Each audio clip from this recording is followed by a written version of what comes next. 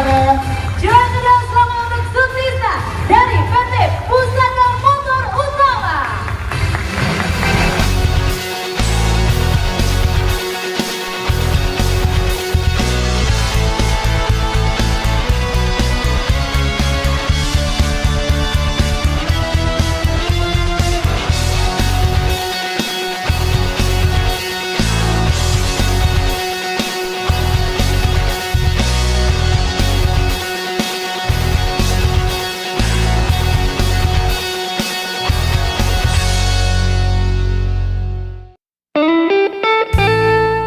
Assalamualaikum rekan-rekan GMers di Sukabumi Korporasi.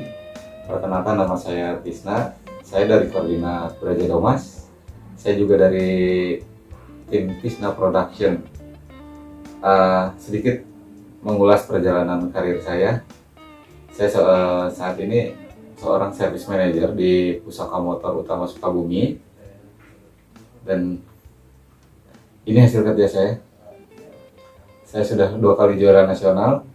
Saya sudah dapat 2 motor, 1 GSX yang sekarang dipakai operasional untuk Tisna Production, dan satu lagi Satria FU dikasih ke kakak saya di Bandung. Perjalanan karir saya di Suzuki, saya kerja di sini sudah 21 tahun di grup ini. Apa yang saya dapatkan di sini cukuplah buat memenuhi kebutuhan sehari-hari saya. Karir saya 7 tahun menjadi seorang teknisi, 7 tahun menjadi seorang advisor, dan sekarang 7 tahun menjadi seorang service manager. Semua perjalanan yang sangat luar biasa, dan posisi saya adalah posisi yang dicari semua orang di bidang otomotif, yaitu kepala bengkel kalau bahasa di luarnya, kalau bahasa di kitanya itu service manager. Apa kaitannya dengan GM, dengan Tisna Production? Saya sekitar tahun 2019 awal atau 2018 akhir, kurang lebih tepatnya saya lupa, ada seorang guru pembimbing PKL, Pak Yosep Rahmansyah. Beliau mengantarkan anak PKL ke sini, tapi ngasih kartu nama bukan kartu nama sekolah, tapi kartu nama seorang terapis.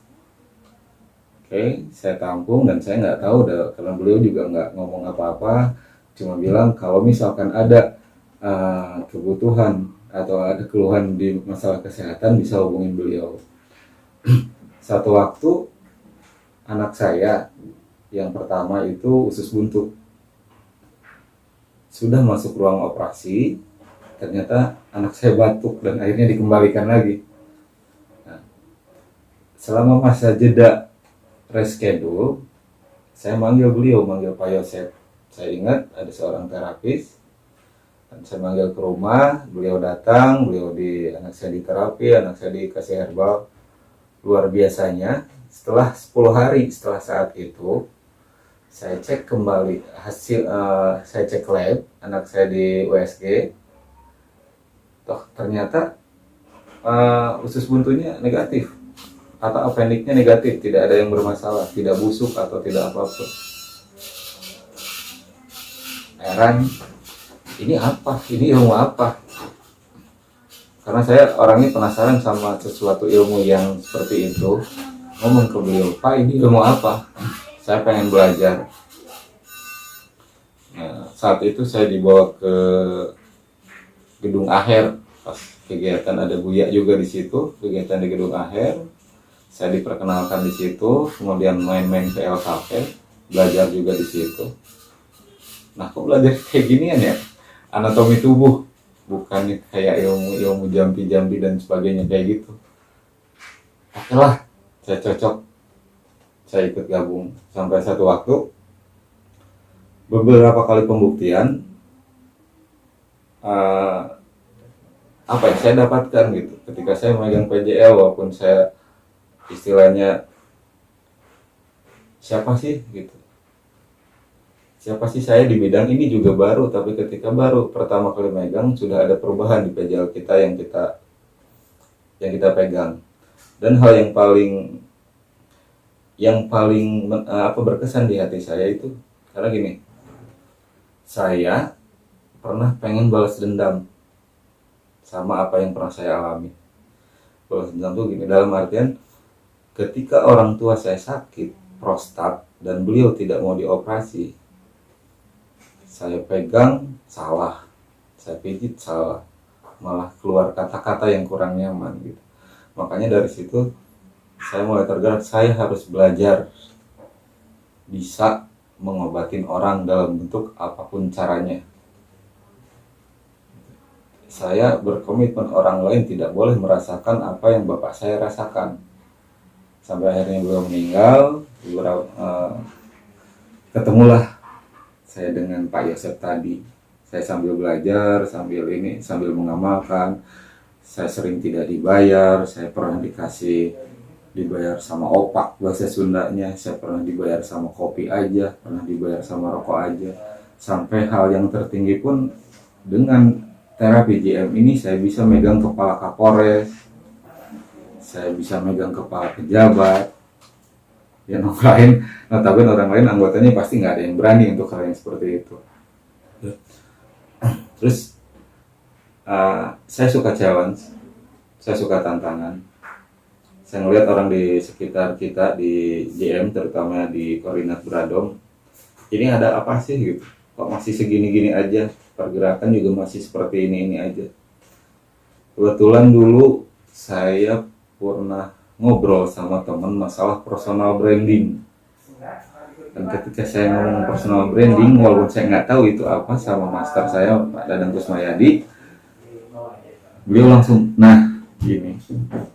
Mulai dari situlah saya tergerak untuk membuat sesuatu yang lebih. Dan sampai saat ini pun yang personal branding kita masih jajakin, karena itu tim yang lain beda dengan tim yang saya saat ini. Sampai di satu waktu saya ketemu dengan seseorang di tim saya.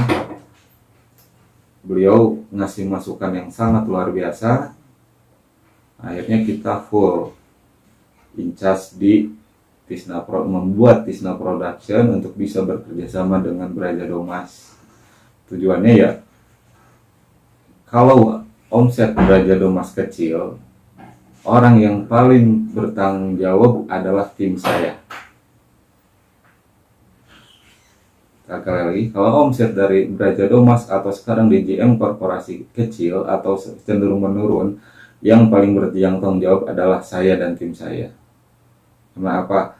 Karena tugas kita di Tisna Production ini bukan hanya untuk menyelenggarakan kegiatan atau yang lainnya, tapi kita mencoba memberikan sesuatu yang lain dibandingkan dengan koordinat lain. Kita ngasih sesuatu yang orang lain tidak punya atau orang lain belum lakukan. Gimana caranya kita menarik teman-teman biar aplikasinya bagus, biar penjualan produknya bagus, biar produk knowledge-nya bagus. Seperti itu. Nah, kenapa saya harus total? Karena saya diajarkan sama guru saya pernah diceritakan juga sama Pak Yosep gitu. Saya pernah dikasih pituah juga sama Master Dadang Kusmayadi. Kalau kita pengen berhasil, ya lakukanlah gerak apapun itu bentuknya.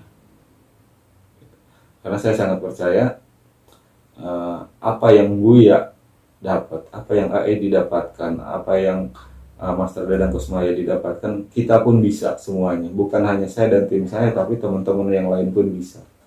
Nah, caranya mungkin dengan cara masing-masing. Nah, Tisna Production ini punya cara tertentu untuk itu. Nah, makanya di sini saya total ya. Terus terang kalau saat ini saya mengorbankan segala-galanya untuk Tisna Production. Waktu, pekerjaan yang biasanya saya di kantor bisa fokus, ini ada alih fokus, saya ngurusin yang itu gitu, ngurusin Tisna Production. Modal jelas, karena secara teori dagang pun modal promosi itu biasanya hampir dua kali lipat dari modal awal. Jadi kalau misalnya kita usaha itu modalnya 20 juta, modal promosi itu bisa sampai 40 juta. Dan itu yang kita lakukan, kita dengan modal minus. Gimana caranya kita bertahan? Ya beraktivitas. Ya saya coba merangsang inovasi-inovasi yang dilakukan, yang ide inovasi dari teman-teman saya coba aplikasikan ke rekan-rekan GM yang lain, termasuk juga bukan hanya berada di rumah, pokoknya semuanya yang ada di Sukabumi Korporasi. Makanya kan kita sering share Facebook, share pamflet seperti itu. Yang jelas saat ini prioritas saya ada dari 3 pekerjaan yang saya lakukan, ada 1 yang di luar, ada yang 1 yang di pusaka, ada yang 1 yang di GM. Prioritas saya adalah Tisna Production, dan tugasnya adalah bagaimana membuat Sukabumi Korporasi menjadi contoh buat yang lain, baik dari sisi omset, dari pergerakan, dan yang lain-lainnya. Nah, ada perkataan dari Master Dadang sama Master Komarudin, Sukabumi adalah pilot project, dan itu adalah challenge kita. Ketika pilot project itu gagal, kita yang salah. Oke. Mungkin itu aja yang saya sampaikan. Mudah-mudahan bisa diterima, mudah-mudahan totalitas kita, saya secara pribadi dan tim, bisa diterima sama teman-teman. Mari kita sama-sama bergerak untuk kebesaran GM Korporasi. Itu aja, cukup dari saya. Mohon maaf mungkin ada salah penyampaian atau kata-kata yang kurang nyaman. Assalamualaikum warahmatullahi wabarakatuh.